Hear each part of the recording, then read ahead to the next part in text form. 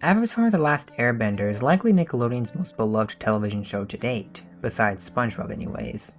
And how could it not be? The animation style alone sets it apart from any other show on the channel. It had an excellent cast of characters with a talented and passionate crew crafting their story. The music throughout the series was phenomenal and the animation absolutely beautiful. Its concise and well thought out story kept viewers invested from start to end, not just in Aang's fight against the Fire Lord, but in one of, if not the best redemption arc of all time. So naturally, after the show ended, Nickelodeon wasn't willing to part ways with this cash cow. So the creators of the show pitched an animated movie telling the story of Zuko and Azula's search for their mother, a pitch that Nickelodeon surprisingly turned down. Instead, they were given permission to develop a 12-episode miniseries, and thus The Legend of Korra was born. Until, according to Wikipedia, Nickelodeon suspended production of the series solely because it had a female protagonist. I mean, that's sexist, but okay. But based on the fact you're watching this video, you know that they changed their minds. So with the knowledge that this was meant to be a mini-series, I will judge it based on that, rather than on being an opening season. So without further ado, let's dive into The Legend of Korra. Korra's first few scenes showcase the fact that she is extremely different from Aang. While he was humble, spiritually minded, and already an expert airbender, Korra's outwardly confident despite her failure to connect to her spiritual self, or bend a single puff of air. While Aang was hesitant to fight, Korra thrives in combat. And while Aang's sense of humor was childish given his young age, hers is more based around her rash and truculent personality. Let me say right off the bat, I absolutely love Korra's character. I think she's absolutely hilarious, largely due to Janet Varney's comedic delivery. This scene in particular comes to mind when I think back on the show's sense of humor. You two were a couple. What? How? Where'd you get that idea? Ha! Your wife.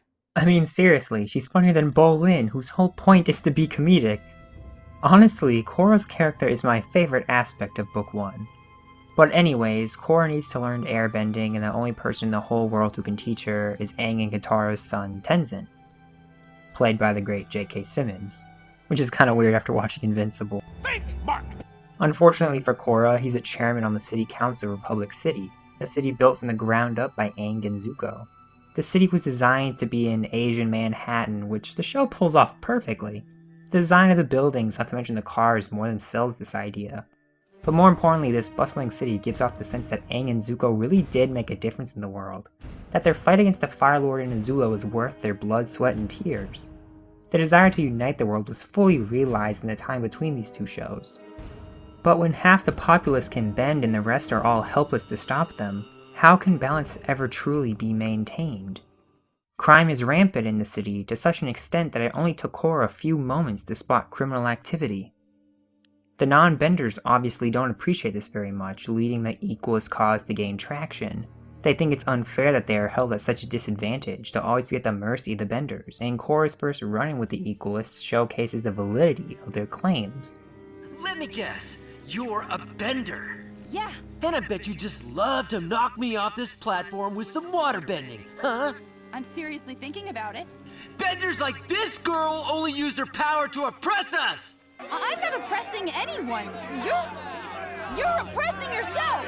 That didn't even make sense! Quite frankly, I'm inclined to agree with the equalists. Just look at the city council. It seems to me that the council running the city is composed entirely of benders. Except for that guy in the back. I can't find any information on him, so I can't be sure if he's a bender or not. But even if he's not, that would still mean that the benders have an overwhelming majority on the council. This makes the main villain, Amon, incredibly compelling. With the benders controlling the city as well as taking up a considerable amount of the jobs in it, what does that leave the non-benders to do? Grow cabbages? And well, we all know what happens to cabbage salesmen. So Amon's desire for a world without benders is perfectly understandable, but more on that later. Korra moves into Tenzin's air temple where Tenzin tries to teach her to airbend, but she is impatient and, more importantly, easily distracted. So one night she sneaks out to watch a pro bending match where she meets brothers Mako and Bolin, two rookie players who managed to make their way into the playoffs, not without Korra's help of course. This episode isn't filler though, because it's through the game that the airbending motions she had been trying to learn finally kick in. This second episode really helped establish the master-apprentice relationship between Tenzin and Korra. It also, of course, introduced two of the major side characters of the show and hinted at the budding romance between Mako and Korra. At first I was a bit hesitant to that romance given how rude Mako was to her before she proved herself in the ring, but I kept my mind open to the possibility. Until this happened. There are two overused plot devices in television that almost never work. Misunderstandings and love triangles. Luckily this season only commits the latter, but boy does it commit to it. So Mako meets Asami, this kind-hearted, selfless, beautiful girl who really likes him and he really likes back. She buys him a suit, she is sensitive to his emotions, she convinces her father to finance his pro-bending team. She even lets him stay at her place after he and Bolin are kicked out of the stadium. And she supports him unconditionally. But this isn't enough for Mako, because the entire time he harbors feelings for Korra. When given the chance to be honest with Asami, he refuses to. He strings Korra along while dating Asami. At one point he tries to kiss Korra, and at another he actually does. While still dating Asami! And to make matters worse, by doing so, he broke the bro code. You traitor! I said earlier that Korra is my favorite part of Book 1. Mako, though, is by far my least favorite part of it, because watching him string both Korra and Asami along the entire time was legitimately painful to watch. Given this was meant to be a miniseries, I don't really get why they thought this was the best idea for a romance. I'd also like to note that Asami's character seems like she was meant solely to serve as part of this love triangle. Sure, she has to grapple with the fact that her father's on the opposing side, and she does have a somewhat emotional fight with him in the finale, but the show wouldn't have been any different without these things. Quite frankly, the show would have been better without her in it. Don't get me wrong, she's a cool character, she just doesn't contribute much to the story as a whole, besides of course to this awful love triangle dynamic. But anyways, all this cringy love triangle stuff has a negative impact on their pro-bending dynamic, leading them to almost lose their shot at winning until Korra performs this awesome knockout on the other team, getting them into the championship. Come on! What a knockout! Meanwhile, Korra is trying to live up to her title of Avatar, to the city's expectations of her. It's her duty to stop Amon, but Amon has a power that deeply disturbs her. The power to take away one's ability to bend. This would scare any bender, but Korra is especially susceptible to this fear. Her entire life has been dedicated to mastering the 4 types of bending and using her power to serve others. Should she lose her bending, she would not only let everyone down, but also forfeit her very reason for existence. To maintain her confident outward appearance, she joins Councilman Tarlok's task force, then challenges Amon to a duel, but this denial of her fears nearly leads to their fruition. This denial would have cost Korra her powers had it not been in Amon's best interest to hold off on taking them from her. So in what I'd argue is the best scene of Book 1, Tenzin runs in to rescue Korra, and finally, at her lowest point thus far in the season, she opens herself up to her emotions, and lets everything out to Tenzin. It was also here that she got her first glimpse at Aang's life, foreshadowing his line at the end about opening up to change at one's lowest point. So like I said, their pro-bending team made the championship game, only to lose to mass cheating by players and refs alike. I get that Amon was going to strip the champions of their bending abilities, so it wouldn't make much of a story if Korra had to fight Amon head on here and now, before overcoming her fear of him. But at the same time, spending so much time building up to the championship match only to have such an anticlimactic conclusion was disappointing. The idea was probably to subvert the viewer's expectations, but this episode only succeeded in doing so negatively. So Amon arrives and strips the champions of their bending abilities, then leaves, once again besting Korra and friends. Naturally, Korra is quite disappointed in herself. She lost the championship, she's failed to stop Amon on multiple occasions, the guy she likes is dating someone else, and on top of all this, she still cannot bend a single puff of air. But with the help of her friends, she resolves to keep fighting. So when Tarlok arrests her friends soon after, she does just that. I really like how she refuses to give in to Tarlok's demands here, how she stands by what she thinks is right, because this is exactly what her friends would want her to do in this situation. It's exactly what she should do. I also appreciate how she calls out Tarlok for doing the exact opposite, for playing right into Amon's hands. and this is when the show takes a darker turn. It turns out that Councilman Tarlok is a bloodbender, and he traps Korra, who can't metal bend, by the way, inside of a metal box. She manages to escape when Amon's forces arrive and open the door, but not before Amon strips Tarlok of his bending abilities. And as if Korra's life couldn't get any worse, Amon's forces invade Republic City soon after. Now up to this point, Tenzin has been one of the better characters in the series, my second favorite behind Korra. So when Amon kidnapped all the other council members, leaving Tenzin in charge of Republic City, I was super excited to see how he would react. Amon's invasion posed a threat not only to Republic City, but to the entire world. But rather than stay with the people he's responsible for protecting, Tenzin pulls a freaking Ted Cruz and takes his family to Cancun. He gets away thanks to Beifong's selfless sacrifice, but the next thing you know, he's Amon's prisoner. I bet he came back after the media picked up the story of him abandoning his people. But anyways, Beifong's sacrifice was a perfect ending for her character arc. She entered the show angry at Tenzin for choosing another woman over her, and ended her story by sacrificing herself to save the family Tenzin started with that woman. The scene where Amon takes away her bending, completely silent save the emotional score playing in the background, was beautiful, and a great way to give weight to her sacrifice. That lady is my hero. Yes, she is. Sometime later, General Iroh's fleet arrives, but it turns out that Sato, Asami's father, invented airplanes, so his fleet is taken down. The addition of Iroh to the team during the finale fit really well, oddly enough, and the fact that his name is Iroh is great fan service. His character didn't detract from the story either, but improved it. So Iroh goes with Bolin and Asami to ground the airplanes, leading to a fantastic scene where Iroh takes down the planes and gets saved by the statue of Aang, as well as the previously mentioned fight between Asami and her father. But the really interesting part of the finale concerns Korra and Mako. Korra finally overcomes her fears of losing her powers and resolves to face Amon and stop him before things can get any more out of hand. Mako chooses to go with her, further dividing him and Asami. The duo make their way to the air temple where they discover Tarlok is imprisoned. Tarlok reveals to them that he and Amon are brothers. Normally exposition by a villain feels out of place, but given the situation Tarlok had gotten himself into, and the price he had to pay for his sins, his honesty here makes perfect sense. His backstory too was very well executed, and it really got me to feel bad for him. He reveals to Korra that Amon uses bloodbending to take away people's powers, leading Korra and Mako to reveal this to the public, who immediately refuse to believe them. It's here that Amon threatens to take away the bending of the recently captured Airbender family, leading Mako and Korra to attack, successfully rescuing Tenzin and his family. But when Mako and Korra face off against Amon, he easily overpowers them with his bloodbending, and in quite a shocking scene, he actually succeeds in taking away Korra's bending abilities. First time watching this, I did not see that coming.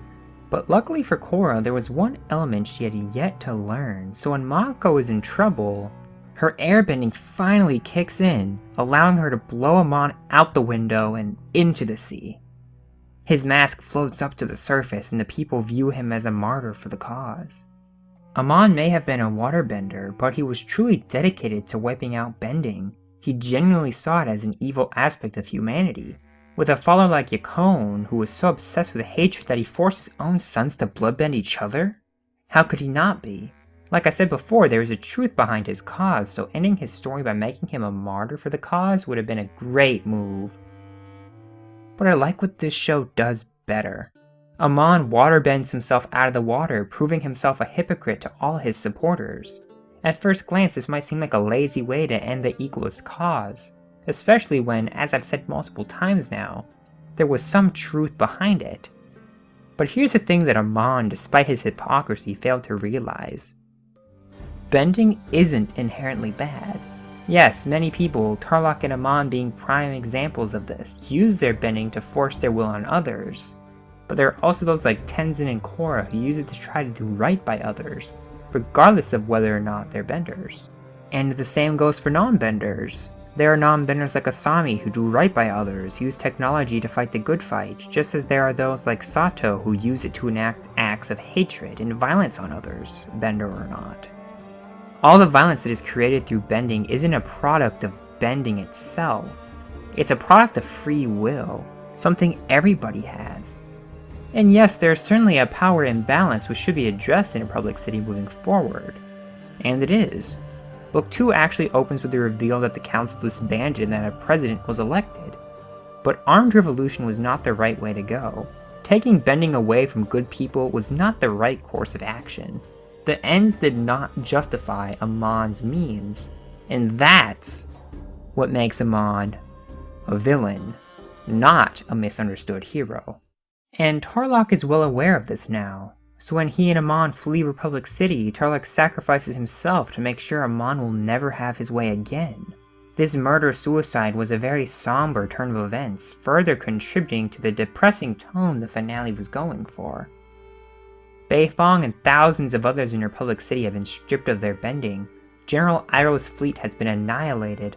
Asami learned that her father no longer loves her and that her boyfriend doesn't either. And worse than all of this, the Avatar herself has been stripped of her ability to bend anything but air, and is now incapable of fulfilling her destiny. The 17 years she spent training to be the best Avatar she could are now utterly useless to Korra. So as we watch her approach the edge of the cliff soon after watching Tarlok commit suicide, we know that despite not saying a word, she's considering the jump. She has two options here. End her life to allow a new Avatar to come into being, or continue her lifelong struggle of becoming the best Avatar she can be, even without the other elements. It won't be easy, but there's always— oh wait, that's right, Aang shows up and gives Korra her powers back. And not only that, but she also now has the power to undo the effects of Amon and other benders. So now everything that has happened, the pain, the suffering, the sacrifice, it's all meaningless. Korra's concerns about being worthless without her powers don't even need to be addressed. All that Amon worked so hard to achieve, the major impact he left on Republic City, is now utterly worthless. Because now, nothing has changed. All the stakes that were once felt watching this book will never be felt again. This was the laziest ending they could have possibly come up with. I get that they wanted a happy ending, but an ending that kills the emotional weight of the entire season is anything but a good one. Especially given that this was meant to be a miniseries. This was meant to be the permanent ending of the show. Now, what if there was a way that they could have ended the show on a hopeful note without taking away the emotional weight of everything that just happened? Without taking away from the somber mood that drove the final minutes of the finale? What if it ended like this?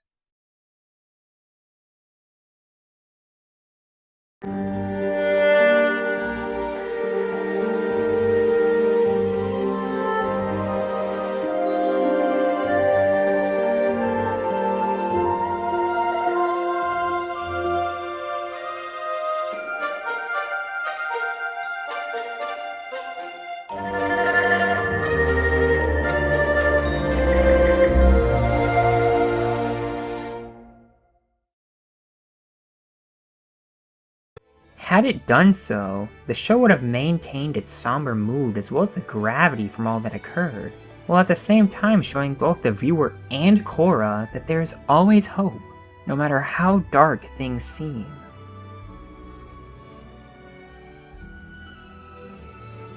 So, despite Book 1's weak ending and annoying love triangle trope, it is a fun season of television. It's got a good sense of humor, a great protagonist, a compelling villain, and pretty interesting themes. As a miniseries, the ending kinda kills it, but luckily The Legend of Korra is not one. This was the first of 4 books, the second of which I'll be looking at next week. Hopefully you'll join me. But anyways, that'll do it for this video. Please be sure to like and subscribe, have a good day, and I'll see you next time.